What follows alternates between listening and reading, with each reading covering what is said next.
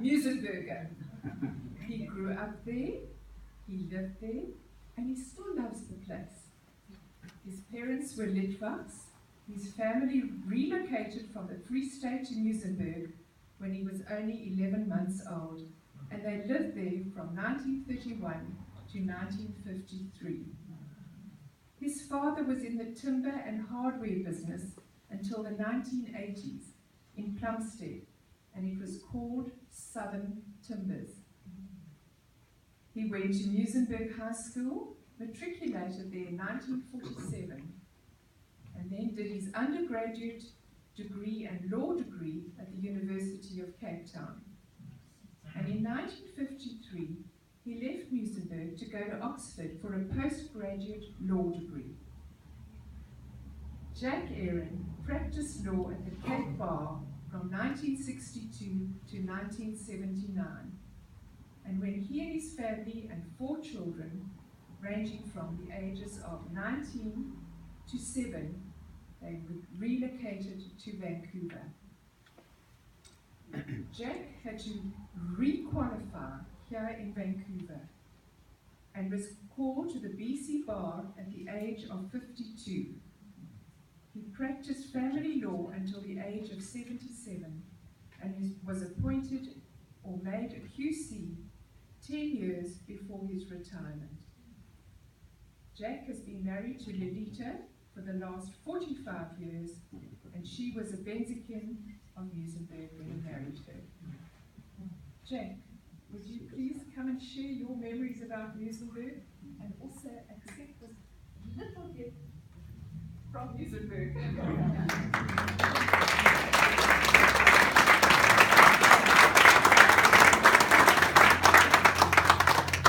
Here we are, you see, a jolly old crowd, as happy as can be. We're all of us from Muizenberg, the school, all of us from Muizenberg, the school beside the sea. We have the sea, we have the lake, the surf and endless sand, and waters such as Muizenberg that young and old can stand. Muizenberg High School song. Old Muizenberg High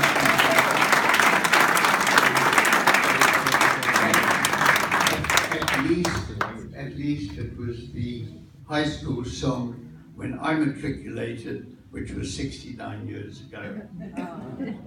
Actually, not all of us are from Muizenberg. We have several non-Muizenbergers here, some of them very good friends, who've come, I guess, out of curiosity, because, how's the sound, by the way?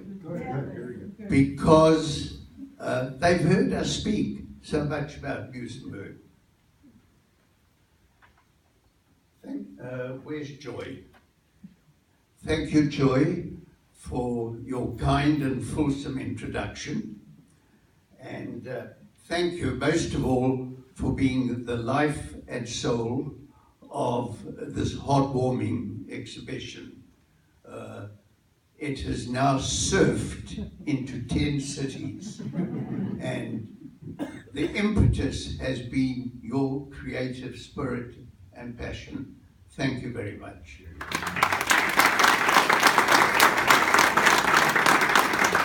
And you're not even a Muizenberger, not even a Muizenberger resident, just a summer visitor.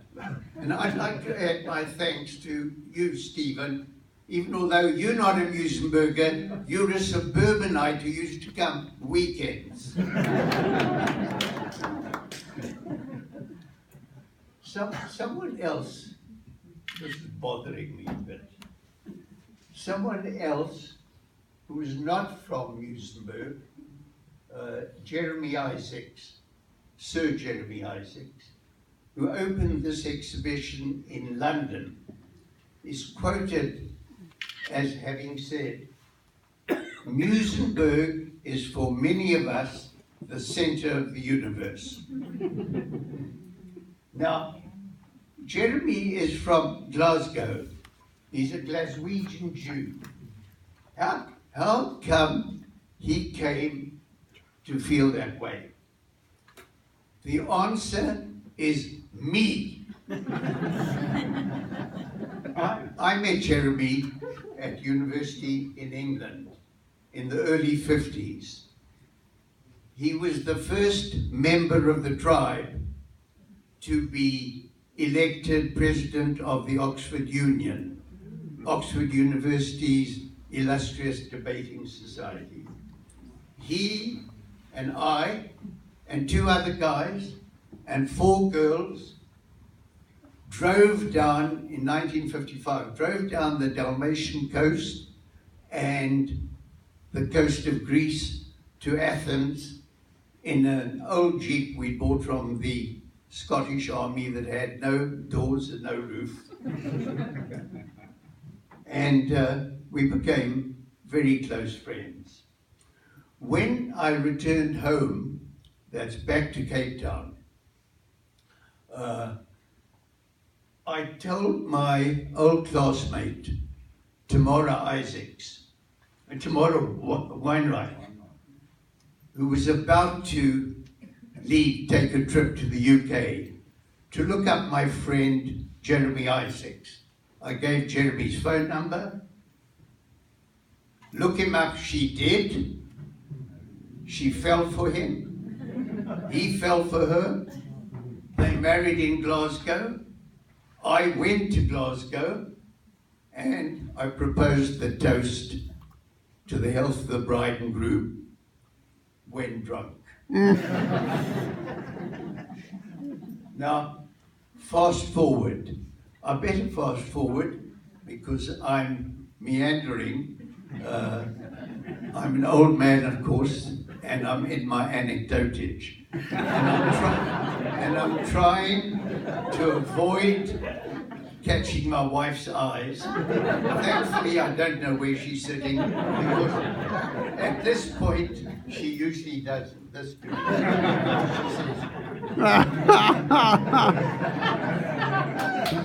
Anyhow,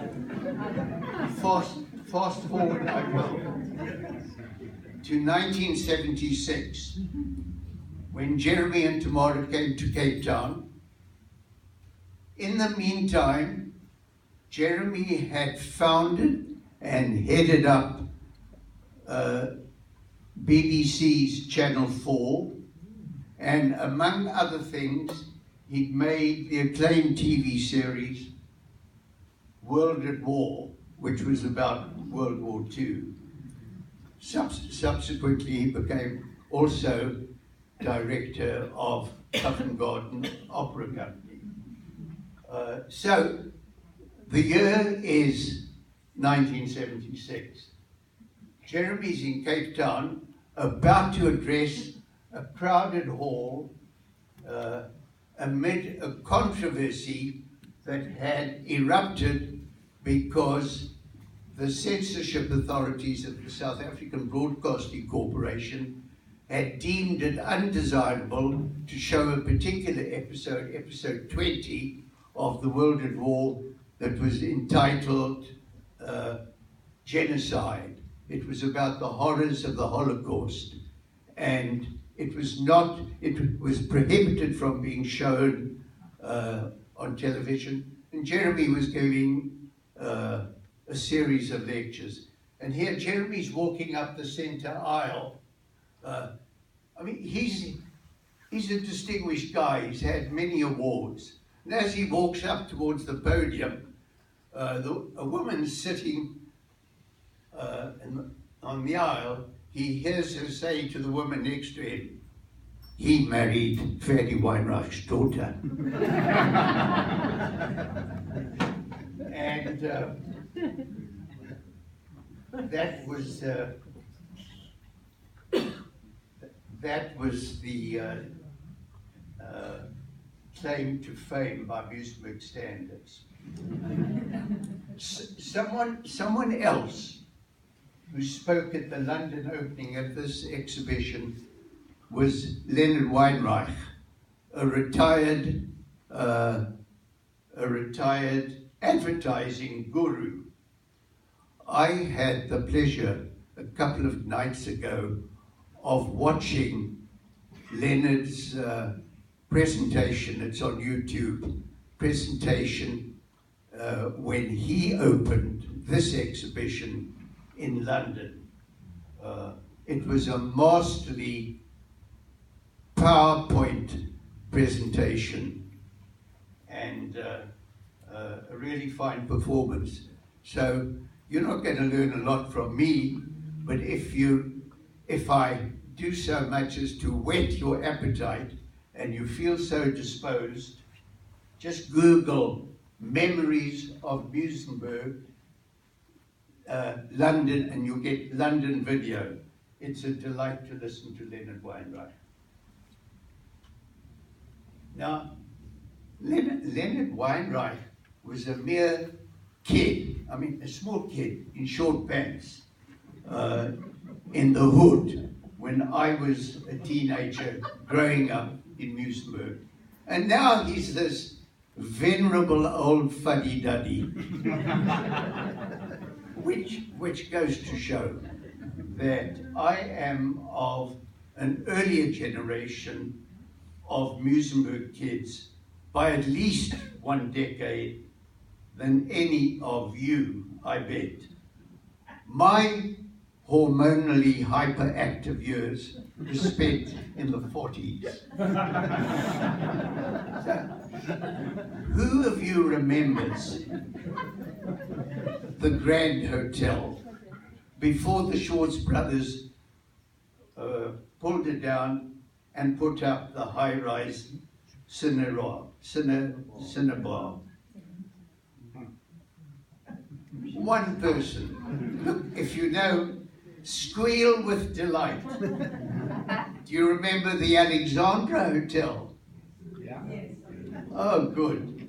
And who of you remembers His Majesty's Theatre, the movie house, before it became the Empire? Now, I say the movie house, but of course, we used to call it the bioscope.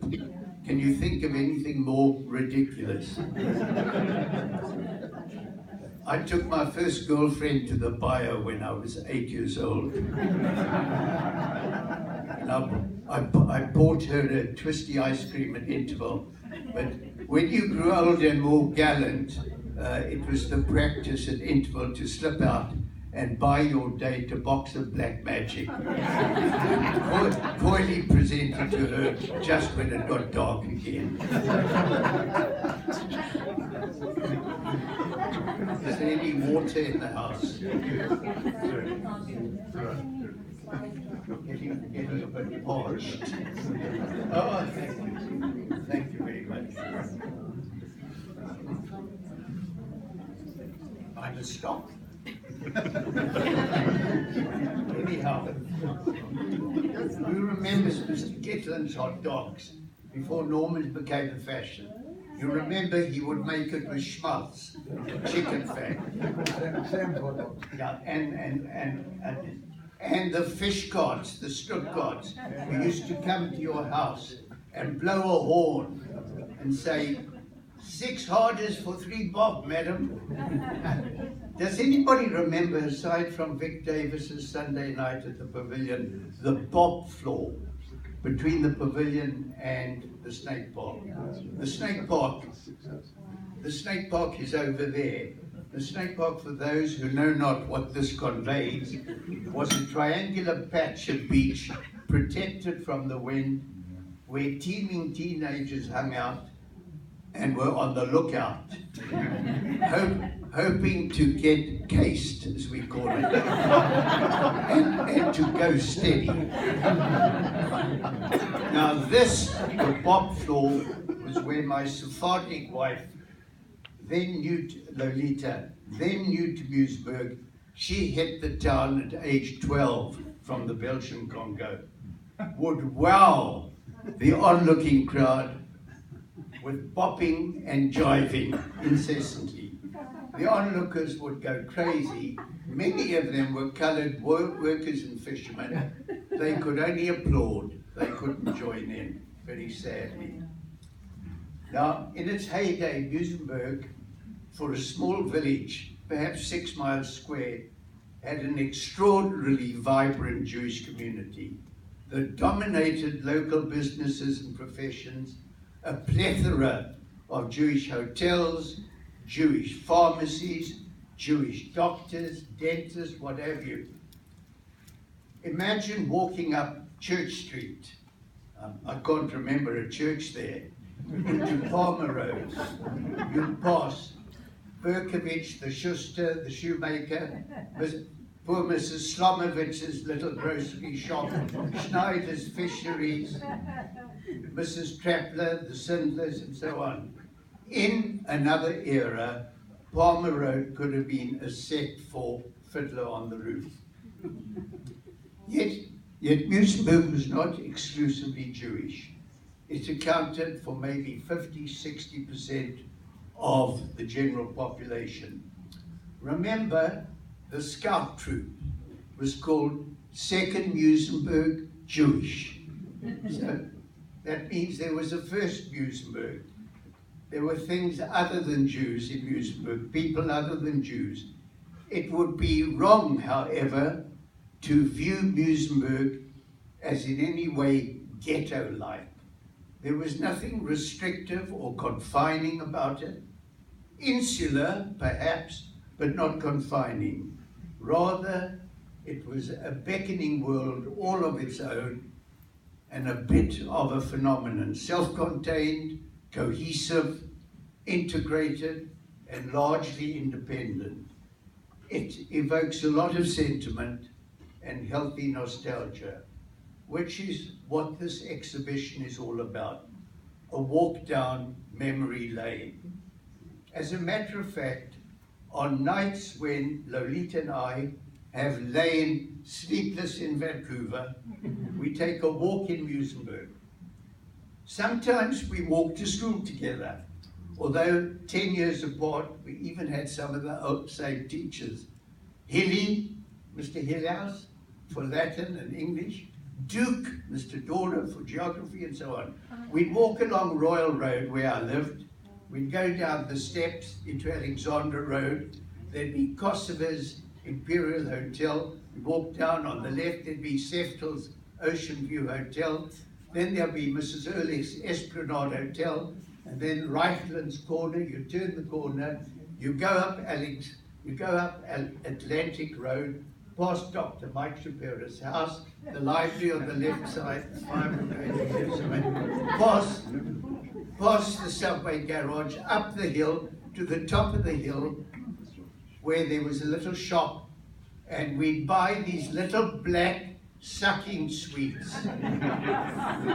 When you sucked them, they became orange. And then if you sucked more, they became yellow.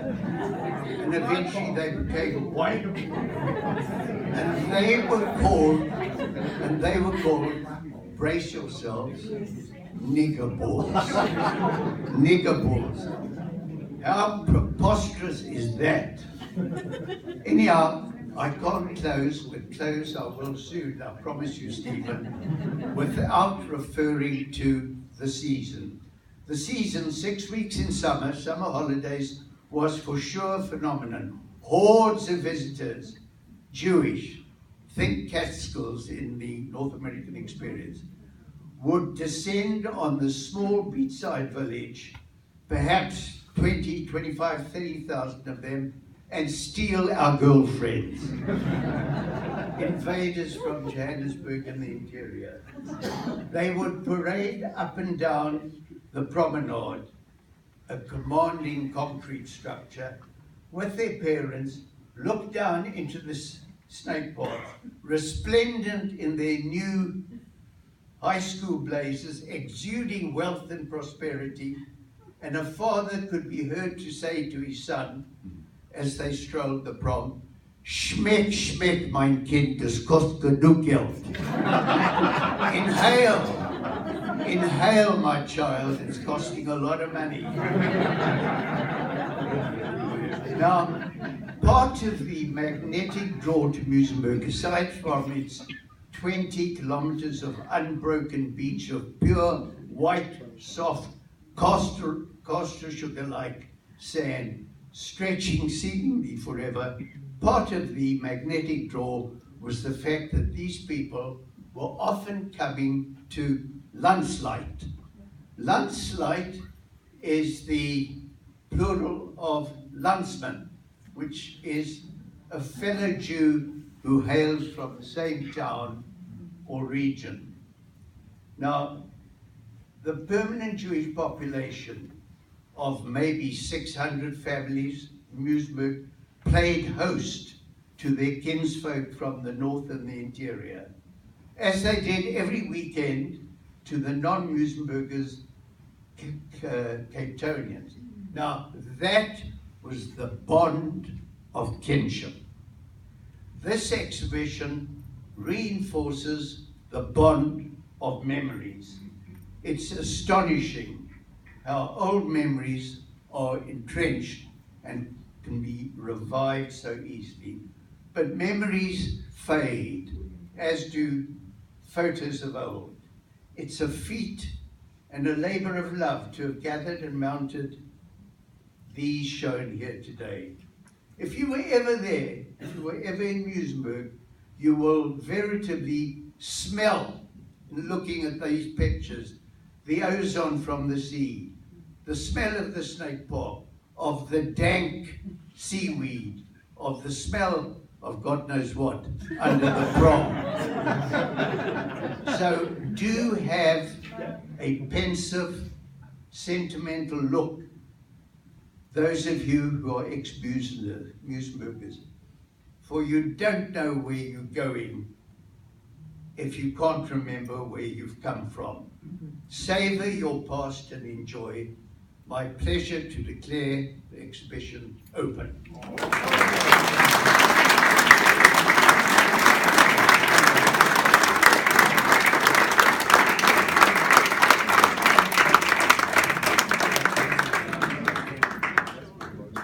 I'm going to unofficially open the exhibition because those family members will understand what I'm holding in my hand.